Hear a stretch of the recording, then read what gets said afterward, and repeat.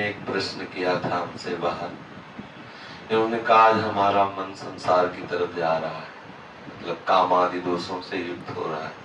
वो इसलिए कह रहा हूँ कि अपने सब साधक है ना इसी लाइन के, तो मान लो ये तो अपना अंतःकरण खोल के सामने रख दिया, अच्छा साधक है, अच्छी बात है। कोई साधक अपने गुरुजनों से यदि अपने मन की बात कहे तो अच्छा रहता है। तो बाहर गए, किसने कहा आप जानो हमारा मन जो है सजा रहा है। तो हमें सावधानी ये रखने की मन न जाए ऐसी बात नहीं है। मन तो जाएगा, जब तक पूर्ण रूप से पवित्र नहीं हो जाता तब तक मन संसार की तरफ जाएगा। संसार की तरफ जाए तो जाने दे, विचलित ना हो। मन जाए तो जाने दो, चाहे जितनी उड़ान भरे मन, बिना तन के ये कुछ कर नहीं सकता। पहली बात तो समझ लो, मन जब कामादि दोषों से युक्त हो उस समय इतनी सावधानी रखनी कि उसके कथनानुसार, मन की प्रेरणा के अनुसार हमें कोई चेष्टा नहीं करनी, तो इतनी बात ध्यान रखनी। और इस समय ऐसी स्थिति में एकांत सेवन न करें, सदैव संतों के बीच में रहे, क्योंकि एकांत में होने पर मन हावी हो सकता है। नए बच्चे, नए साधक, मन पूर्वकृत किए हुए कर्म का स्मरण कराता है और उस सुख की तृष्णा प्रकट करके विवश करता है सांसारिक की तरफ। साधक को चाहिए उस समय उदासीन होकर के नाम सुमिरन करे। यदि नाम सुमिरन न मन बन पावे, मन है उद्दंडता कर रहा है, तो बस इतना देखता रहे कि मन के अनुसार क्रिया न बनने पाए। वो थोड़ी देर के लिए आएगा, ये बराबर स्थिति नहीं रहती। जैसे भजन की कभी कभी ऐसी रसमय स्थिति आती कि लगता है काम बन गया, लेकिन वो बराबर नहीं रहती, वो फिर हट जाती है। ऐसे ही जब हमारा मन गंदा भाव अंदर प्रकट करके विचलित करता है, तो उस समय सबसे पहले धैर्य साधक को ये रखना चाहिए कि स्थायी वृत्ति नहीं है, आई हुई है चली जाएगी, घबराने की जरूरत नहीं, एकदम तन्मय होने की जरूरत नहीं कि हाय हमारा मन वैसे दोष से युक्त हो गया, अब क्या होगा, कुछ नहीं। कभी गर्म हवा चलती, कभी ठंडी हवा चलती, आ गया है कामादि दोष मन में आ गए, संस्कारवश, स्वभाववश, संगवश, भोजन बस, कहीं ना कहीं कोई त्रुटि होती है, कहीं ना कहीं प्रमाद होता है, ऐसी वृत्ति आया चला जाए। उसके प्रति इतना महत्व न रखे कि आया मच जाए हृदय में। अगर उसके प्रति तन्मयता करोगे तो क्लेश का अनुभव होगा। तो हमें ये सावधान रहना है कि उसके अनुसार क्रिया न हो और उसके प्रति कोई महत्व बुद्धि न दे। भयभीत होने की इसलिए जरूरत नहीं कि मन में इतनी सामर्थ्य नहीं है कि वो क्रिया के बिना हमें नष्ट कर दे, उसमें इतनी सामर्थ्य नहीं।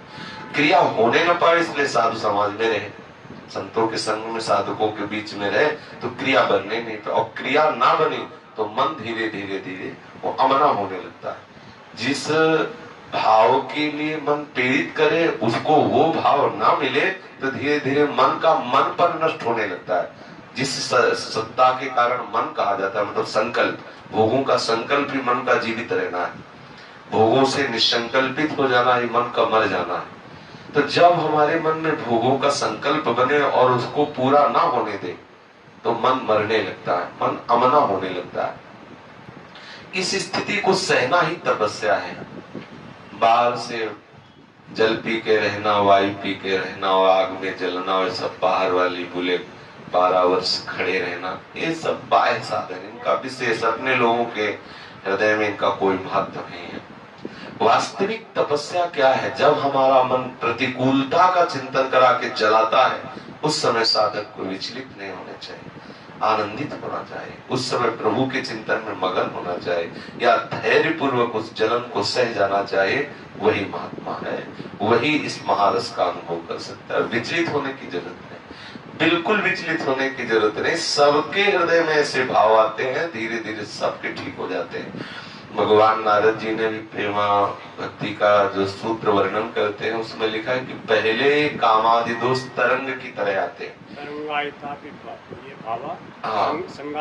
समुद्रात जाए। अगर हम उनका जो तरंग की तरह उदय हो रहे हैं उनका चिंतन करके वैसी क्रिया ना करें तो तरंग उठी खत्म हो जाएगी। और यदि आपने कहीं क्रिया कर दिया उसके अनुसार तो वही तरंग समुद्र बन जाएगी, फिर पार होना बड़ा कठिन है।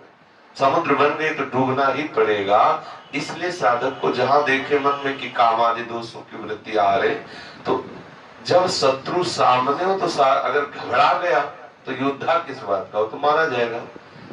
सबसे पहली बात है कि हमारे हृदय में भय नहीं होना चाहिए।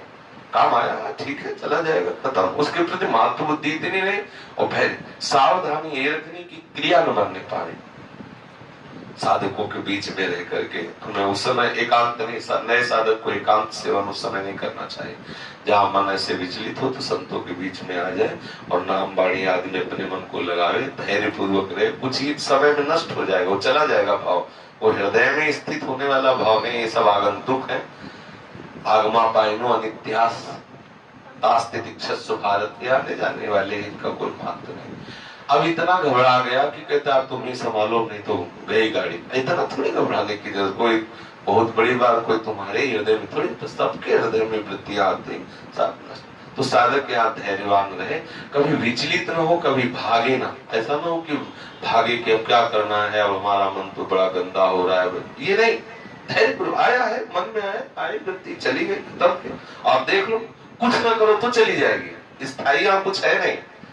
बड़ा वेग आ रहा है, तो कुछ देर धैर्य पूर्वक अपने को बचा रखो, अपने आप को निकल जाएगी वृत्ति गई। एक बार जितनी वेग से आएगा, यदि आपने उसके अनुसार क्रिया नहीं होने दी तो थोड़ा अगली बार कम आएगा, फिर और उससे कम आएगा, फिर धीरे धीरे धीरे, फिर एक दिन ऐसी स्थिति आती है कि स्फुरण हल्का खत्म, फिर एक दिन होता है कि ऐसा भाव ही खत्म हो जाता है। ये भाव ही खत्म हो जाता है कि ऐसा भी कुछ है, वो मन पवित्र होकर प्रियालाल के चरणों में लग जाता है। इसलिए साधक कभी घबरावे ना, कभी भयभीत ना हो, दृढ़ता पूर्वक अपने मार्ग में चले। वो आया है चला जाएगा, उसके प्रति कोई महत्व बुद्धि न करे, वो बिगाड़ेगा तभी जब आप उसके अनुसार क्रिया करें।